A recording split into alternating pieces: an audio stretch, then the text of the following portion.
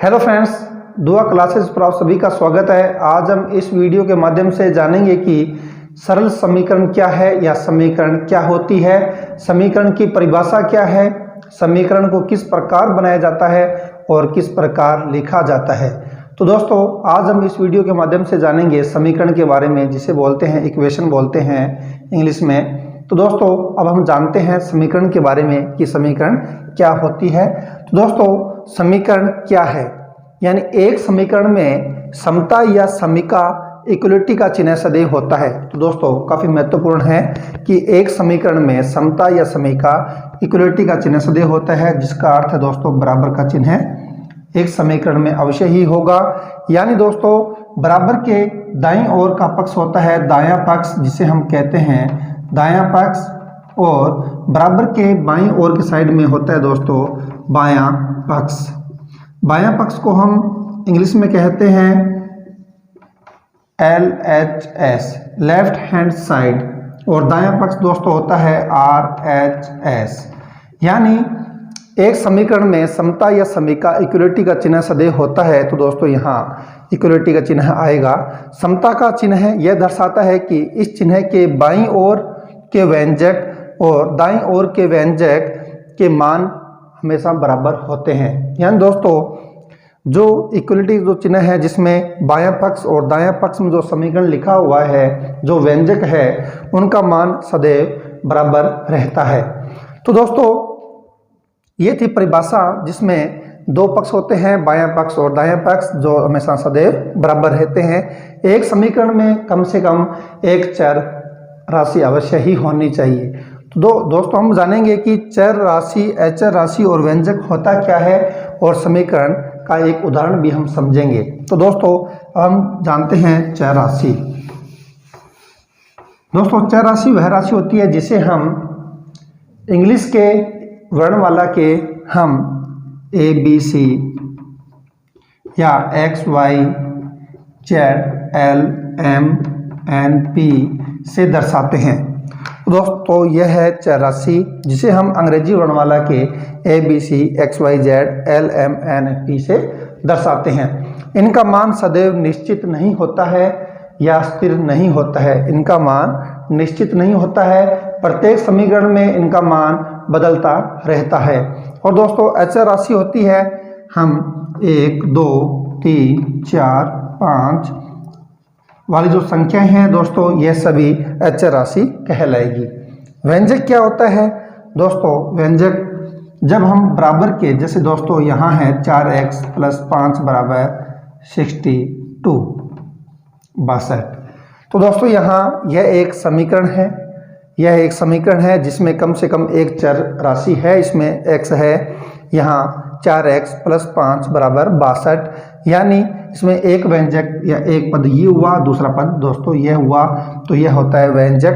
तो दोस्तों, यह था समीकरण। भी समीकरण को हम इस प्रकार लिखते हैं 4x + 5 = 62। और दोस्तों, हम ऐसे भी कह सकते हैं x + 5 = 8। यह भी एक समीकरण होगा।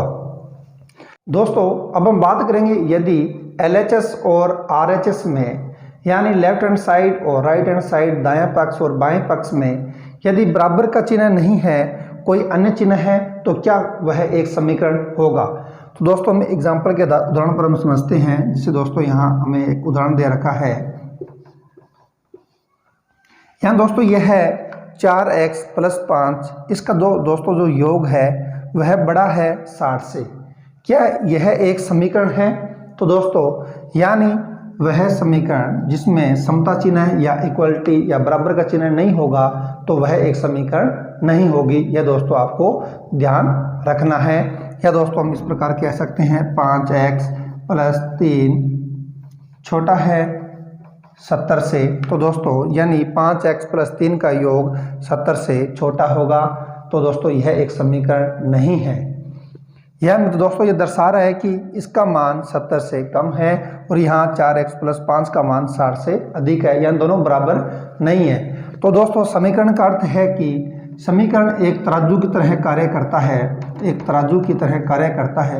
यदि दोस्तों यहाँ 2 kg वेट है, तो यहाँ दोस्तों 2 kg का बाट रखा होगा। तो ये दोस्तों ये थी समीकरण। समीकरण में कम से कम एक चर होना चाहिए। तो दोस्तों यहाँ एक चर है लेकिन यहाँ बराबर का चिन्ह नहीं है, तो यह समीकरण नहीं होगा। दोस्तों अब हम बात करेंगे समीकरण को किस प्रकार बनाया जाता है।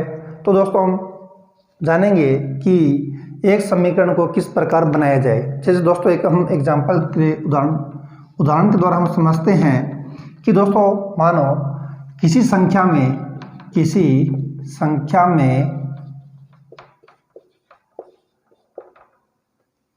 4 से गुणा करने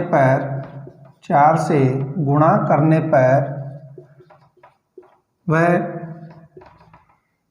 7 जोड़ने पर 40 प्राप्त होता है। तो दोस्तों अब हम इसको किस प्रकार बनाएंगे ये हम सीखेंगे। यहाँ दोस्तों यहाँ किसी संख्या में, तो यहाँ दोस्तों हमारे पास संख्या हमें पता नहीं है कि संख्या क्या है, तो हम यहाँ एक चर राशि मानेंगे।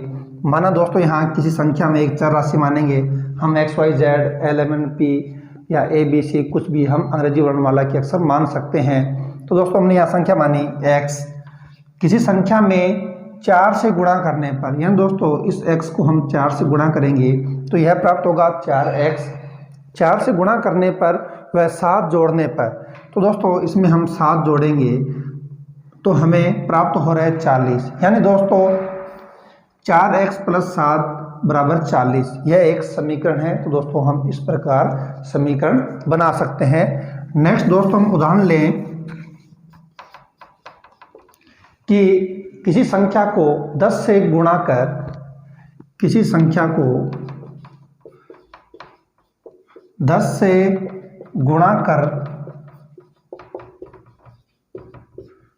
10 से गुणा कर फिर गुणनफल में से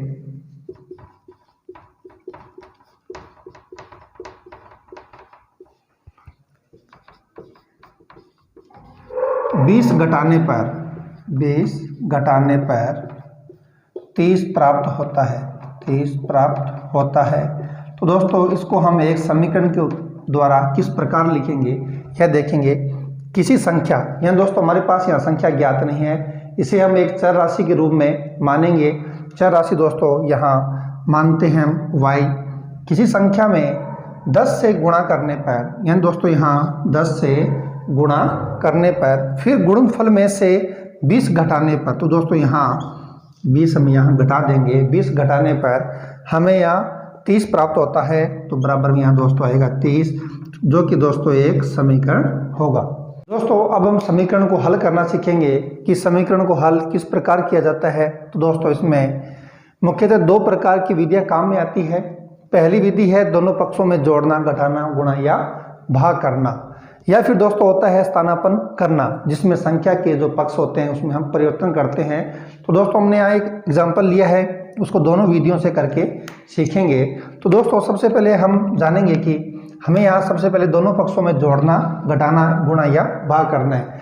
तो दोस्तों हमारे यहाँ पास 2 पक्ष हैं, राइट हैंड साइड और लेफ्ट हैंड साइड, दायां पक्ष और बायां पक्ष। यदि दोस्तों हमें यहाँ, यदि हमारे पास यहाँ एक संख्या है -10, यदि दोस्तों इसको हटाना है तो यहाँ हमें एक संख्या जोड़नी पड़ेगी। जो संख्या हम यहाँ जोड़ रहे हैं तो दोस्तों हमें दूसरे पक्ष में भी सेम संख्या जोड़ेंगे। जैसे दोस्तों हमें यहाँ 3p - 10 दे रखा है, हम यहाँ 10 जोड़ते हैं और इधर भी दोस्तों हमें 10 जोड़ना पड़ेगा। इस प्रकार दोस्तों ये 10 से 10 कट जाएगा, यहाँ आएगा 3p = 10 और 5 15।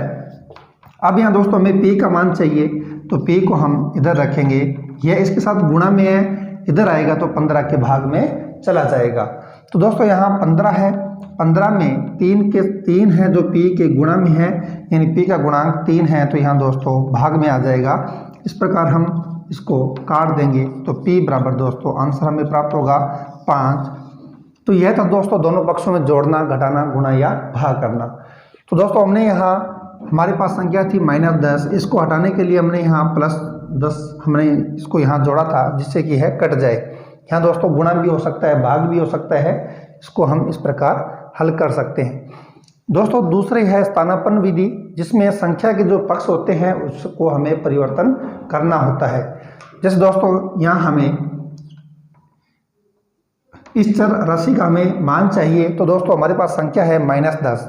इसको हम जब दोस्तों दूसरे पक्ष में लेके जाएंगे तो इसका चिन्ह बदल जाएगा। जैसे माइनस का हो जाएगा दोस्तों प्लस, प्लस का हो जाएगा माइनस। यदि कोई संख्या गुणा में है तो वह भाग में हो जाएगी, कोई संख्या भाग में है तो वह दूसरे पक्ष में जाकर गुणा में परिवर्तित हो जाएगी।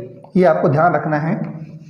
अब दोस्तों हल करते हैं। यहाँ हमें 3p का मान चाहिए, तो 3p बराबर इस -10 को हम दूसरे पक्ष में लेके जाएंगे तो 5, ये माइनस का 10 है, इधर जाएगा तो प्लस का 10 हो जाएगा।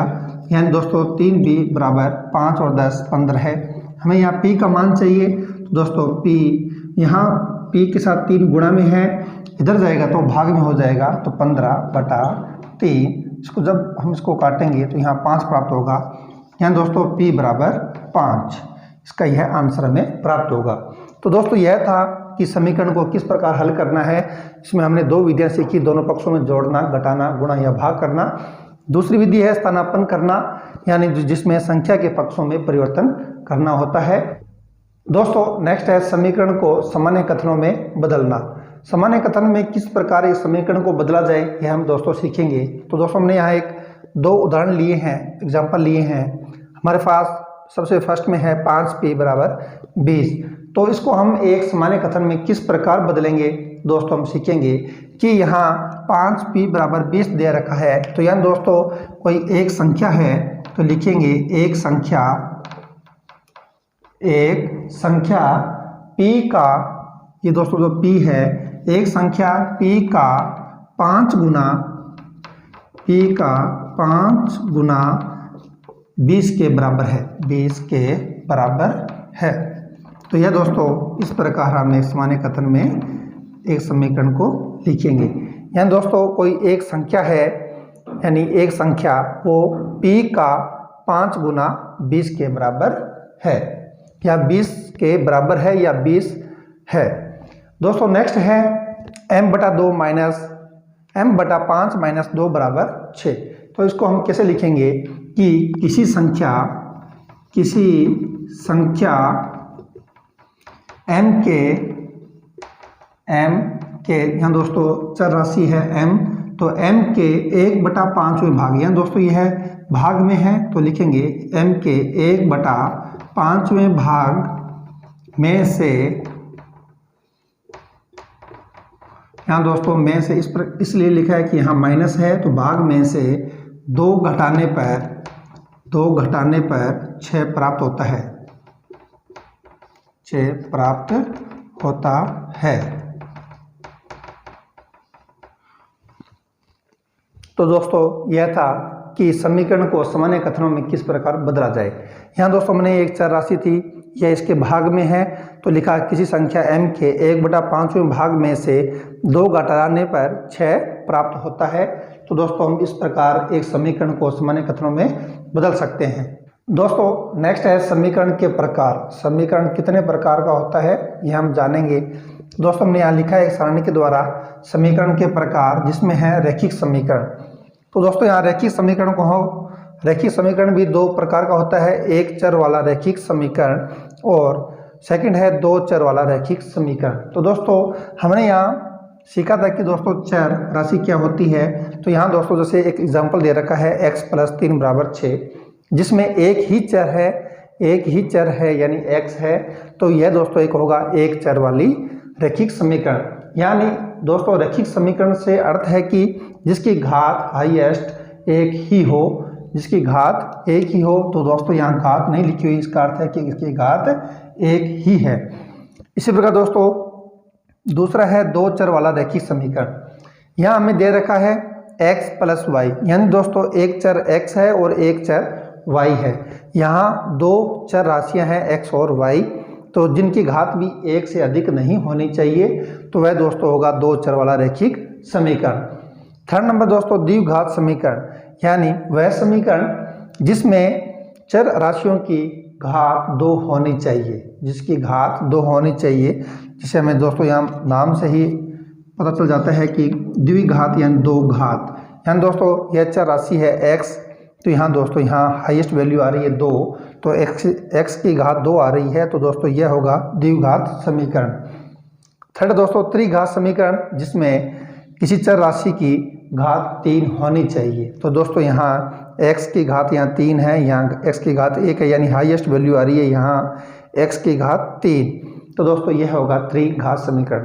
तो दोस्तों हम नेक्स्ट वीडियो में सीखेंगे कि एक रैखिक समीकरण में एक चर वाले रैखिक समीकरण, दो चर वाले रैखिक समीकरण क्या होते हैं, इसके बारे में संपूर्ण जानकारी।